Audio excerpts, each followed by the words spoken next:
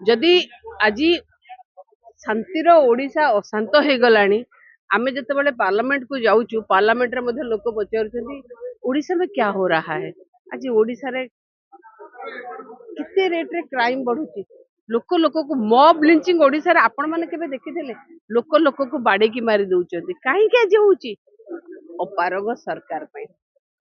काहे के आज छोट छोट नाबालिका आज गण दुष्कर्म शिकार होउचंती नयागढ़ रे 2 जण हेले गोटे दिन रे आपण भद्रक कथा देखिथिबे काहे के होउचंती अपारग सरकार पई आपण